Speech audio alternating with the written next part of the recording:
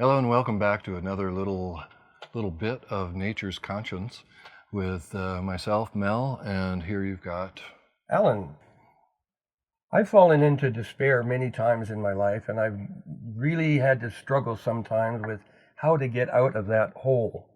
What do you do yourself in terms of allowing yourself the motivation to get out from those deep, dark places that we all sometimes experience? One of my favorite things to do, of course, is have a one-man pity party. And I host it, and I'm really good at hosting such a party. However, it's not that pleasant, and I figured that out in a relatively quick manner, at this point at least. Alan, the main thing for dealing with the world when the world doesn't meet you on your terms is just a self-awareness. And realizing, okay, I'm angry. Why am I angry? This didn't go the way I wanted it to. Should I, does that mean I'm a failure? Did I screw this up? Did that person did something I didn't like, or whatever it may be?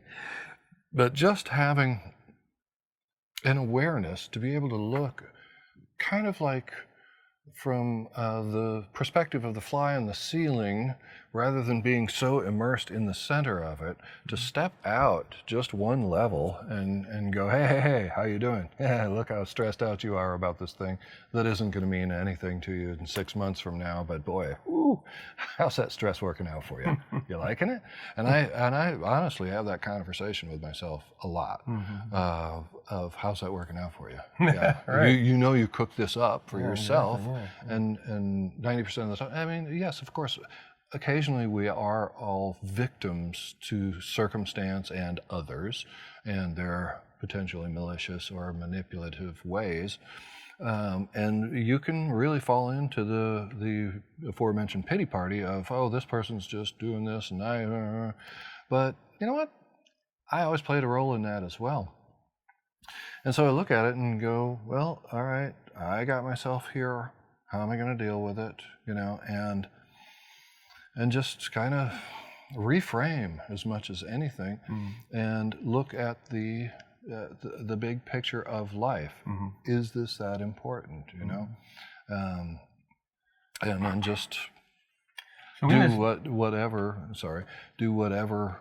Because I've learned a lot of tools and techniques through the years. Maybe I need to stop and meditate. Maybe just go for a walk. Sometimes that makes a world of difference. I have, and it took a long time to learn that one. Rather than blow up, just say, excuse me, and you leave and you circle the block just enough so that you don't do something stupid. Yeah, it's a good one. And there are times, Alan, when you got to tell somebody, hey, I'm done. And sever it. So what have you done over these last 2 years with all of this pandemic stuff? Because there's been a lot of isolation and, work has not been available and things like that. As far as how the pandemic worked out for me, I'm one of the lucky ones. It worked out great. I do have I see a lot of people really suffering with it. I've got a lot of close friends that just went nuts during it.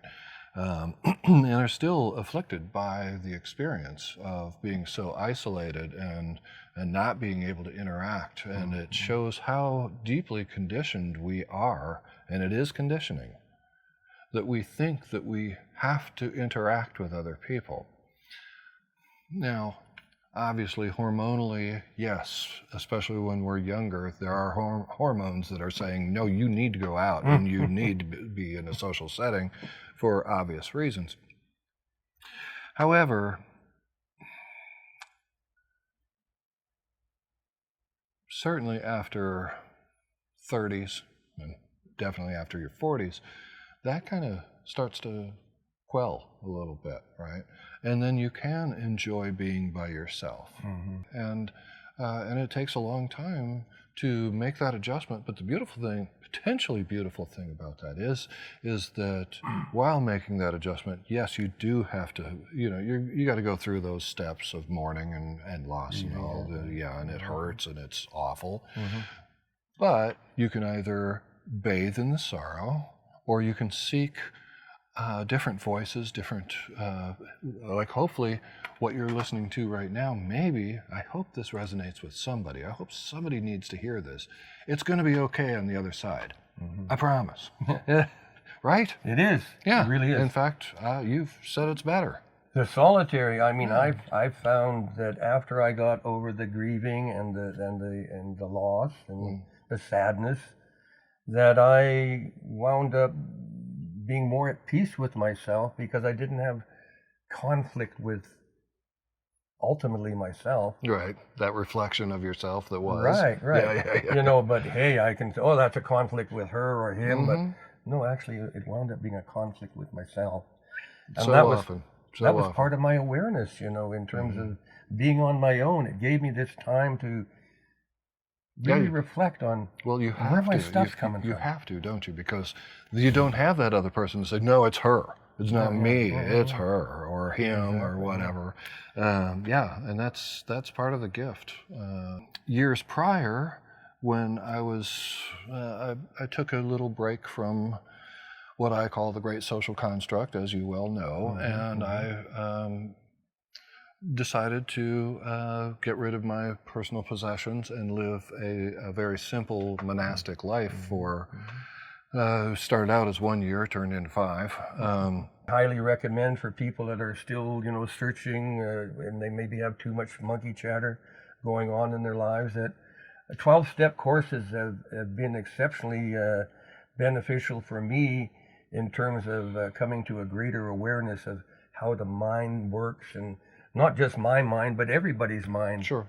You know, so and how devious it can be. Oh gosh, that's the ego. And you are referring to like the Alcoholic Recovery 12-step program, which I've been a practitioner of for a very, very long time. I still apply the principles of the 12 steps, and it is such a game changer.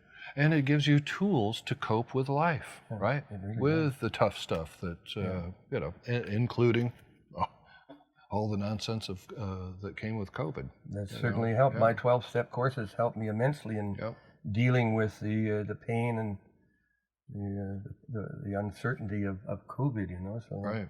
Yeah. It's good stuff. Highly recommend that, right? Yeah. 12 steps. Hey, folks, I hope you really enjoy the openness that Mel and I share. What's really important that I find for everybody is that we share this openness with ourselves. That if I can be open enough with myself, then I can really truly take the time to look at ways in which I can make my life better, more balanced, and live through life in stressful times, but have some joy. There can be, it's possible to find joy in amazingly awful situations. If you can rise above it into higher realms of consciousness, to just be the observer rather than the participant, victim, perpetrator, whatever you might be, just be the observer sometimes. Just try it. Yeah. It's good stuff. Put the clothes in there, buddy. Oh, we've chattered for quite a while. And if you've stuck with us, we appreciate you sticking with us. Please subscribe. Please tell your friends. And we really hope that we're sharing something worth listening to. And the real goal here, heart to heart, ours to yours, is so we really want to do anything we can to help you out, to feel better about yourself and your life and the world that we live in. So thanks, folks. Yeah, indeed, Mel. Thanks for tuning in, and stay tuned for more as we open the heart to love.